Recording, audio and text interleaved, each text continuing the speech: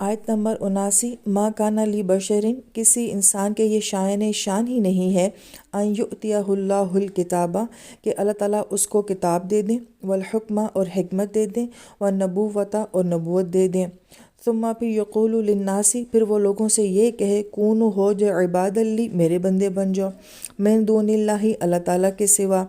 یہاں پہ جو پہلی خوبصورت بات کی گئی ہے وہ یہ کہ جو لوگوں کو کتاب سکھاتا ہے اور اس کی حکمت لوگوں میں تقسیم کرتا ہے تو گویا کہ وہ نبیوں والا کام کر رہا ہوتا ہے۔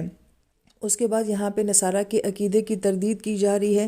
اللہ تعالیٰ نے عیسیٰ علیہ السلام کو کتاب بھی دی تھی، نبوت بھی دی تھی، اور اس کتاب کے اندر حکمت بھی دی تھی، تو وہ لوگوں کو اللہ تعالیٰ کے ساتھ جوڑنے کے لیے آئے تھے، نہ کہ اس لیے کہ لوگ انہیں ہی خدا بنا لیں۔ وَلَكِنْ كُونُوا رَبَّانِيِّينَ، بلکہ وہ تو یہی دعوت دیں گے کہ اللہ والے بن جاؤ۔ یہ بڑی خوبصورت بات یہاں پہ کی گئی ہے۔ ربانیین کا جو لفظ استعمال کیا گیا ہے یہ رب سے ہے۔ ربانیین کے بارے میں مختلف قول ملتے ہیں کہ یہ کون لوگ ہوتے ہیں کہ جو رب کی طرف منسوب ہوتے ہیں، جو حقیقت میں اللہ تعالیٰ کو جانتے ہیں، جو مکمل اللہ تعالیٰ کی اطاعت کرتے ہیں۔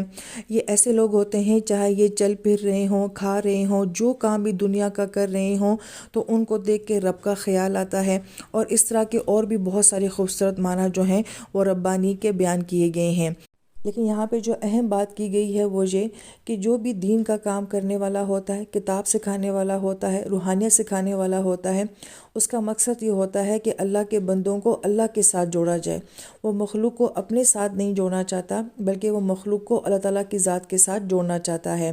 اس میں بہت ساری باتوں کی اصلاح ہے کہ دین کا کام، کتاب کا کام یا اس نیت سے نہ کیا جائے کہ ہمیں نذرانے ملیں، ہمیں ہدیے ملیں، لوگ ہماری تعریف کریں، ہمیں چاہیں۔ اصل مقصد یہ ہے کہ کیا وہ جو آپ لوگوں کو دے رہے ہیں اس سے لوگوں کا اللہ تعالیٰ کے ساتھ تعلق بن رہا ہے یا نہیں بن رہا ہے۔ اب آگے جو خوبصورت بات کی گئی ہے وہ یہ وَبِمَا كُنْتُمْ تُعَلِّمُونَ الْكِتَابَ، اور اس وجہ سے کہ تم لوگوں کو کتاب کی تعلیم دیتے ہو، یعنی کہ ایک سوچ دی جا رہی ہے کہ جو لوگوں کو کتاب سکھانے والے ہوتے ہیں وہ تو ربانیین ہوتے ہیں، ان کے کردار ایسے ہوتے ہیں کہ کتاب ان کو اللہ تعالیٰ کے ساتھ جوڑ دیتی ہے۔ یہ بھی خوبصورت بات کی گئی ہے کہ جو کتاب سیکھنے سکھانے والے ہوتے ہیں تو گویا کہ وہ اللہ تعالیٰ کے ساتھ تعلق بنانے والے ہوتے ہیں۔ وَبِمَا كُنْتُمْ تَدْرُسُونَ، اور تم خود بھی اس کتاب کو پڑھتے ہو۔ اب اس آیت مبارکہ پہ اگر غور کیا جائے تو یہ کہا جا رہا ہے کہ تم کتاب کو اس لیے سکھاتے ہو کیونکہ تم کتاب کو پڑھتے ہو۔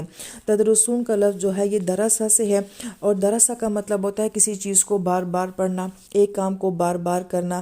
جیسے ہم درسی کتب کہتے ہیں، تو درسی کتب کو درسی کتب اس لیے کہا جاتا ہے کہ وہ اداروں میں بار بار پڑھائی جاتی ہیں۔ دارس عربی زبان میں ایسی ہوا کو کہا جاتا ہے کہ جب کہیں مسافر کہیں ٹینٹ لگاتے ہیں، وہاں پہ تھوڑی دیر کے لیے رہتے ہیں، پھر جب وہاں سے چلے جاتے ہیں تو جتنا بھی کچرا وغیرہ وہاں پہ پڑا ہوتا ہے ہوائیں آتی ہیں اور ان کو اڑا کے وہاں سے لے جاتی ہیں۔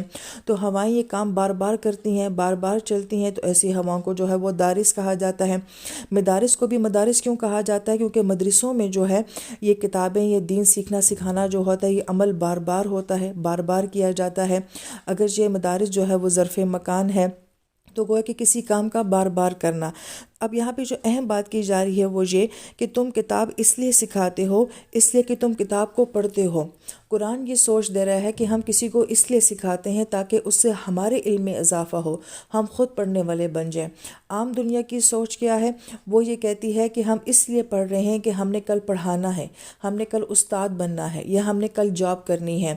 جب علم کا مقصد یہ ہوتا ہے تو گویا کہ وہ اپنی اصل سے ہٹ جاتا ہے۔ لہٰذا ہم علم اس لیے نہیں سیکھتے ہیں کہ ہم نے کل کسی کو سکھانا ہے یا اس سے پیسہ کمانا ہے یا ہم نے استاد بننا ہے، بلکہ ہم کسی کو علم اس لیے سکھا رہے ہوتے ہیں کہ ہم جتنا سامنے والے کو سکھاتے جاتے ہیں اتنا ہمارے علم میں اضافہ ہوتا جاتا ہے، اتنی ہماری خود کی جو ہے وہ اصلاح ہوتی رہتی ہے۔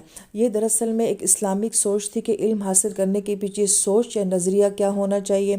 آج اگر ہم دیکھیں تو ہم اس لیے پڑھتے ہیں کہ اس کے بعد ہم نے کتنا کمانا ہے، جو ڈگری میں پڑھ رہی ہوں یا جو ڈگری میں حاصل کر رہی ہوں اس کے بعد کتنے کمانے کی آپشنز جو ہیں وہ میرے پاس آئیں گے۔ تو علم کا گویا کہ محرک جو ہے وہ بدل گیا ہے۔